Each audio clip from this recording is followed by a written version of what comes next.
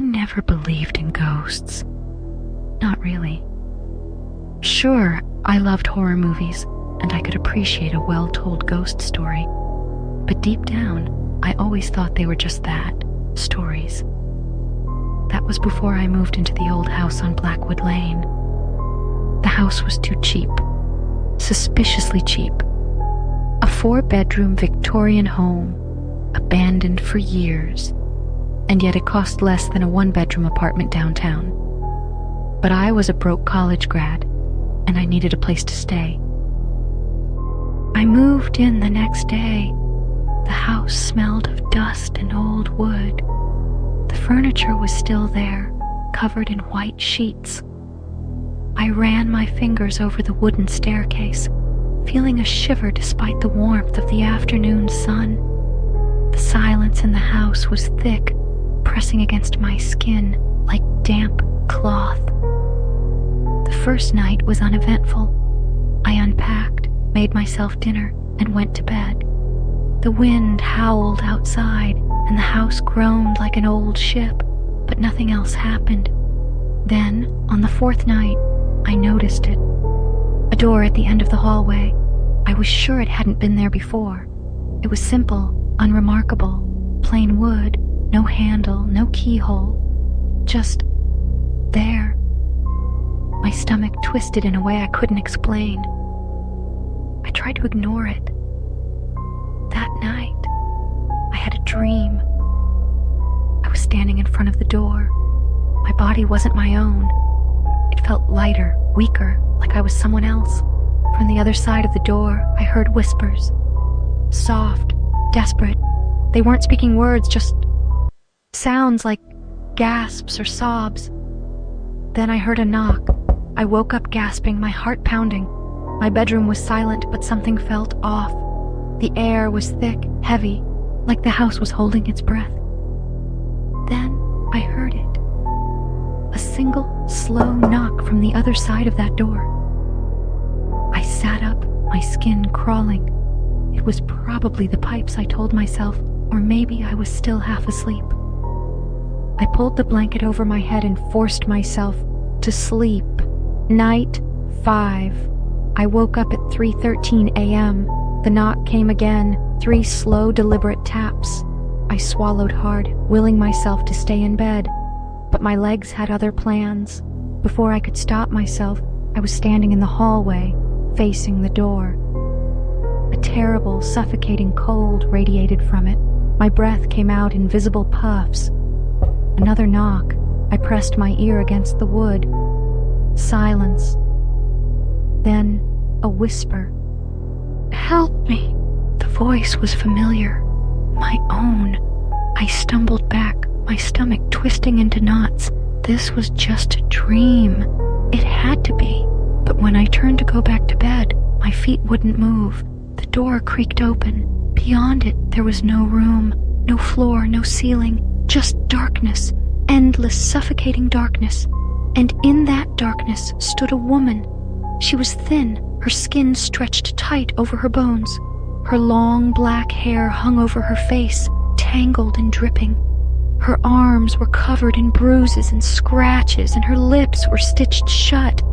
I should have screamed, I should have run, but my body was frozen, trapped in place by a force I couldn't see. She lifted her head. I gasped. She was wearing my clothes. She raised a trembling hand and pointed at me. And suddenly, I was falling. The darkness swallowed me whole. I landed on something hard, the breath knocked out of my lungs. My vision blurred, but when I blinked, I realized I was inside the room. And the woman was outside. She stared at me, tilting her head in curiosity. Then she reached up and ripped the stitches from her lips. Blood ran down her chin as she smiled. "Thank you," she whispered. Then she shut the door. I screamed. I pounded on the wood, clawed at it, but it wouldn't budge. The room was pitch black, suffocating. I couldn't breathe.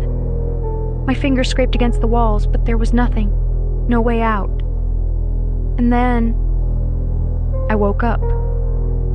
Sunlight streamed through the curtains. My heart pounded against my ribs.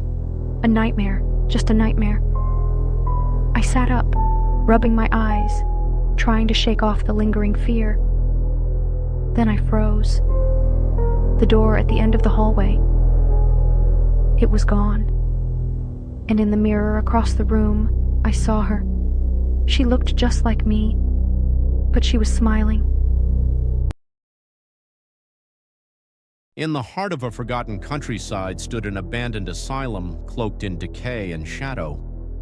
Locals whispered about its sinister history, unorthodox experiments, mysterious disappearances, and the sound of screaming that echoed from the walls long after the place was shut down. Elliot, a thrill-seeking urban explorer, decided to investigate. Armed with a flashlight and a camera, he entered the crumbling structure just as the last light of day faded, leaving only the moon to illuminate the barren fields around him. The interior of the asylum was as foreboding as the story suggested. The air was damp, heavy with the scent of mildew and something faintly metallic. The walls were covered in peeling paint, and graffiti begged him to turn back or beware the last door. He dismissed it as the work of other explorers trying to scare away competition. But something was different tonight. The silence wasn't natural, it was heavy, oppressive, as though the building itself was holding its breath. As Elliot ventured deeper, he heard faint whispers, too quiet to make out but persistent enough to chill him. They seemed to emanate from the walls themselves, drawing him further into the asylum's labyrinth. He tried to rationalize it. It's just the wind, he muttered, but his own voice sounded weak against the backdrop of the building's eerie stillness. Elliot found a corridor lined with heavy steel doors, each labeled with numbers. Most were rusted shut, but one, marked number 7, was slightly ajar. Inside was a small room with a single chair bolted to the floor. Restraints dangled from its armrests and claw marks gouged deep into the metal. A shiver ran down his spine. What the hell happened here? He whispered. The whispers grew louder. A cold breeze brushed past him, though there were no windows. Turning sharply, he saw faint handprints appearing on the frosted glass of the door he'd just entered. The handprints moved as though someone was pressing against the glass from the other side. Suddenly, the door slammed shut and the whispers erupted into anguished screams. Panicking, Elliot bolted from the room. He sprinted down the hallway, his flashlight flickering as if something was interfering with it. He could hear footsteps behind him, uneven, dragging footsteps that echoed louder with each passing second. He ducked into a stairwell, descending into the basement. The air grew colder and the smell of decay intensified. The whispers returned, but this time they were clearer, distinct. Help us! Don't leave! Don't leave! She's coming! At the end of the basement corridor stood a single door, unlike the others.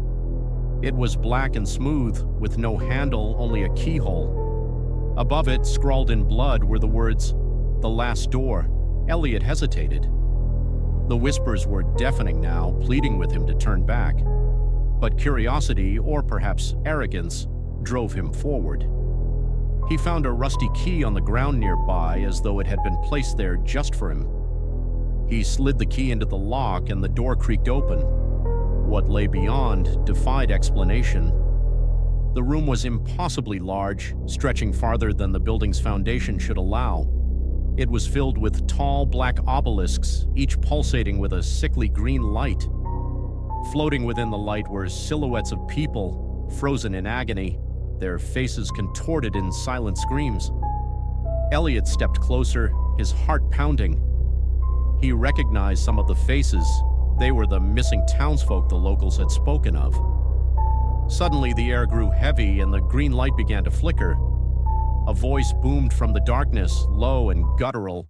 You shouldn't have opened the door. Before Elliot could react, something emerged from the shadows. A towering figure, its body a writhing mass of tendrils and eyes, loomed over him. Its presence was suffocating, its form incomprehensible. Do you understand now? The creature hissed. You've set them free, but you've taken their place. Elliot felt a sharp pain in his chest as the creature's tendrils wrapped around him, lifting him off the ground. He screamed as his body was dragged toward one of the obelisks. His reflection appeared in the pulsating green light, but it wasn't his reflection anymore. His face was twisted, distorted. He was becoming one of the trapped souls.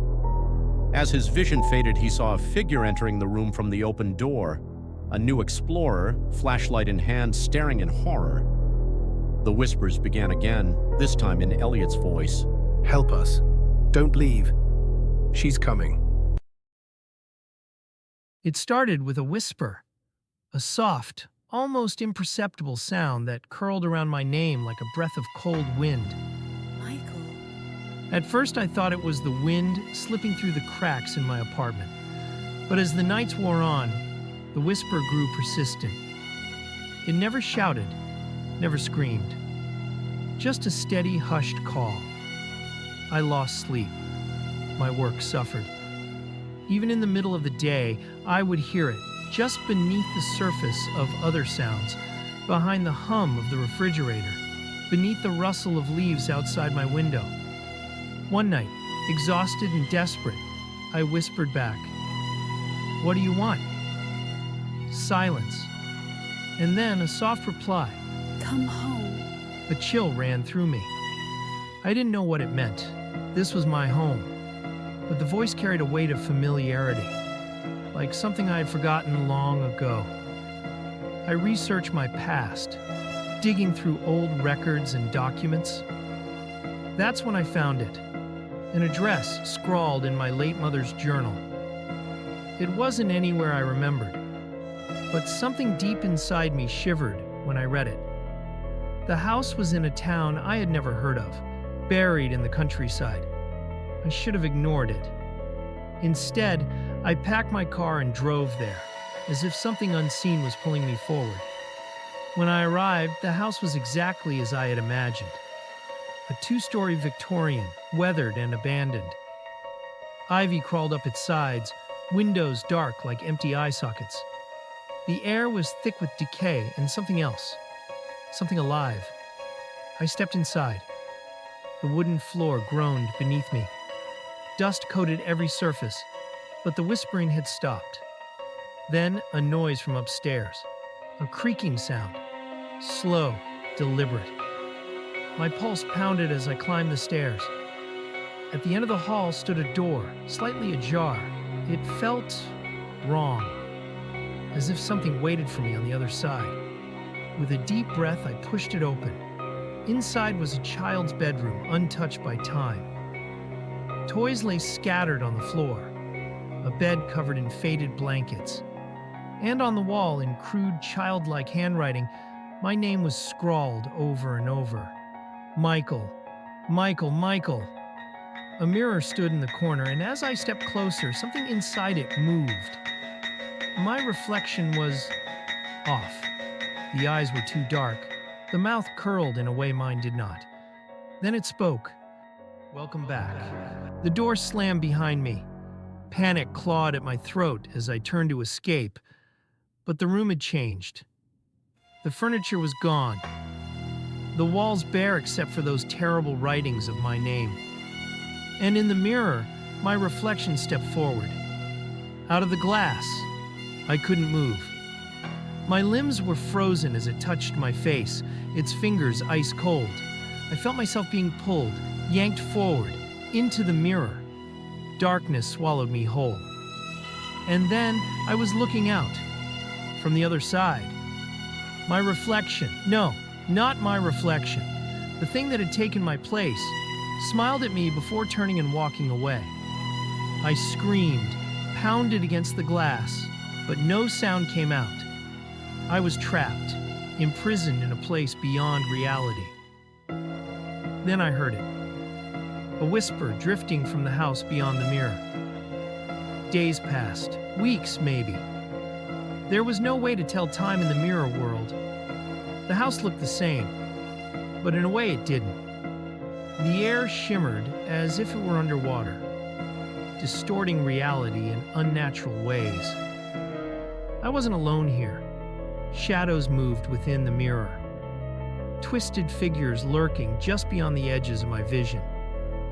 I never saw them directly, but I felt them watching. I didn't sleep, I didn't eat. I just existed in that endless reflection, screaming soundlessly for someone, anyone, to notice me. Then I saw her. A woman stood in the house outside the mirror, her back turned to me. She was young, her long dark hair cascading over her shoulders. She wandered through the halls, as if searching for something.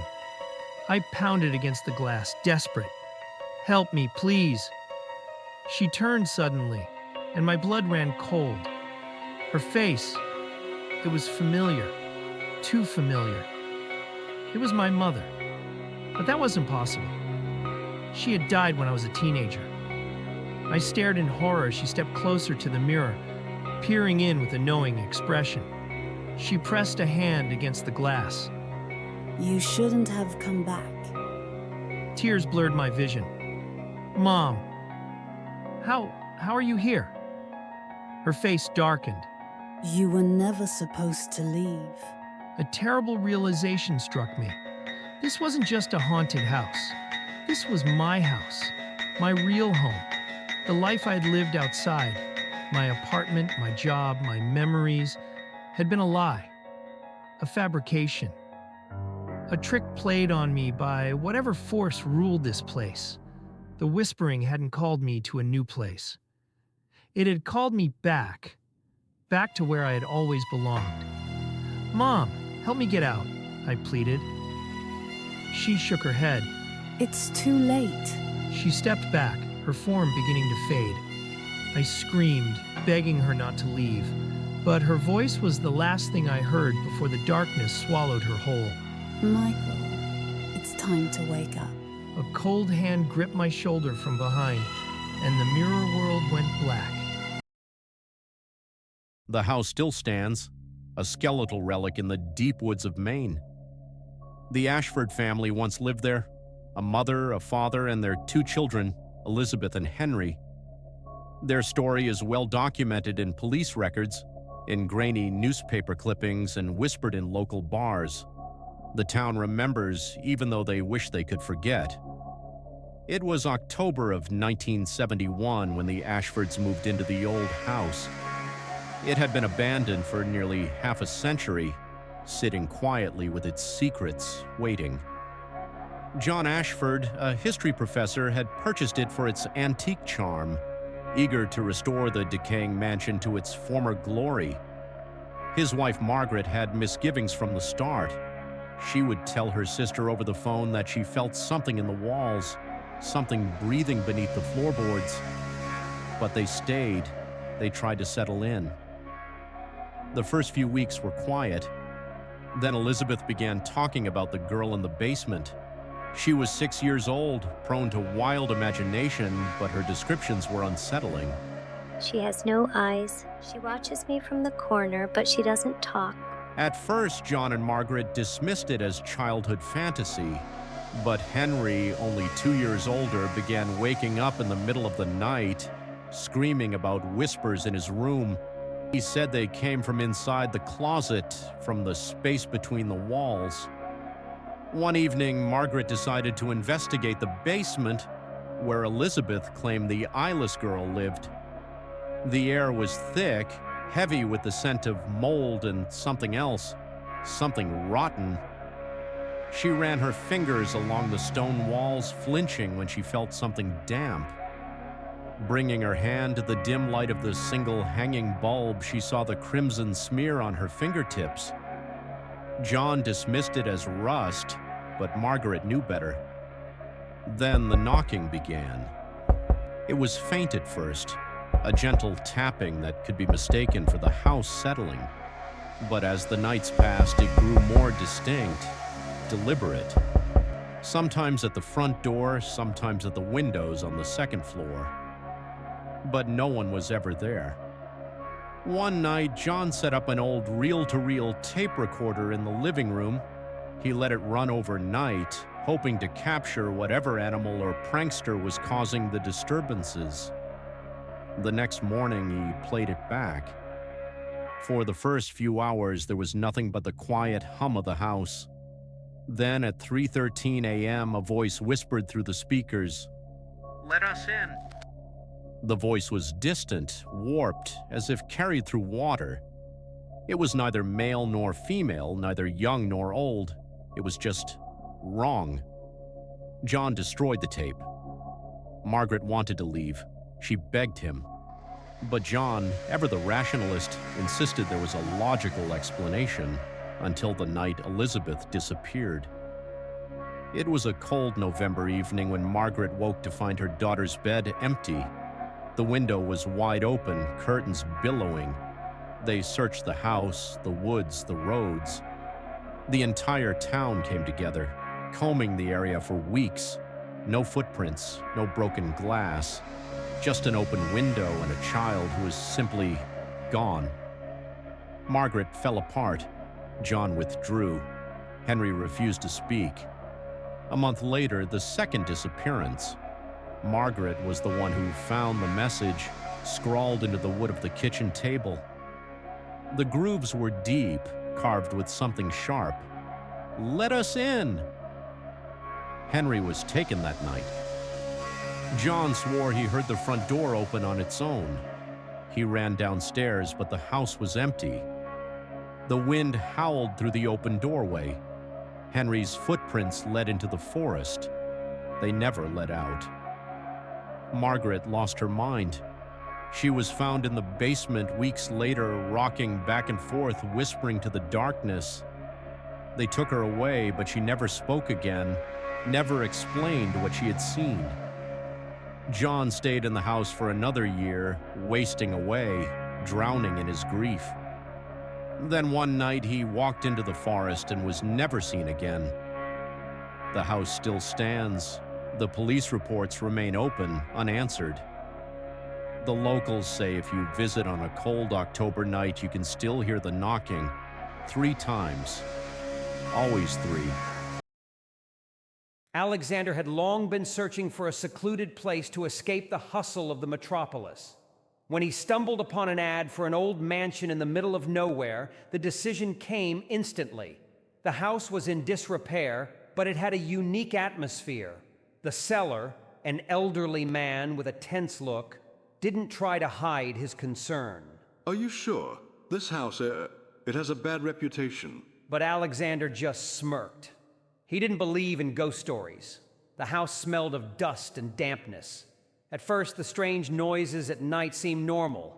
Just the wind, old boards creaking, doors shifting. But soon, things started happening that had no logical explanation. One night, Alexander woke up to the sound of footsteps. He froze, holding his breath. He lived alone, didn't he? The open door to the hallway led into the darkness. He walked around the house but found nothing suspicious. Calming himself, he went back to bed. But in the morning, he noticed something terrifying. His laptop was open. A file he hadn't created was on the screen, titled, "I'm Here." Inside, a single line of text read, "Can you see me?" He dismissed it as a glitch or a virus. But with each passing day, the strangeness escalated. Objects moved by themselves, and in the mirror, he noticed a faint movement behind him. Then, one day, he saw it clearly. His own reflection, distorted, with a twisted grin, staring right at him. Alexander decided to research the house's history. In the city archives, he stumbled upon a chilling article. The house had once belonged to a man named Andrew, a man who looked exactly like him, a doppelganger who lived there 100 years ago and vanished under mysterious circumstances. Legend had it that he found a way to exist between worlds. Suddenly, everything made sense. The eerie occurrences, the footsteps, the reflection. It wasn't just watching. It wanted to take his place. That night, Alexander woke up screaming. He couldn't move. Hovering over him was his double. The figure grinned and whispered, "My time has come." They clashed in a brutal struggle. Alexander felt his consciousness fading as darkness threatened to consume him. With all his strength, he grabbed a shard from the broken mirror and drove it into the doppelganger's chest. the entity let out a shriek and began to disintegrate into dust. Alexander awoke the next morning. Everything was in place. It seemed like a nightmare. But when he looked in the mirror, his reflection winked at him. Who is the real one now?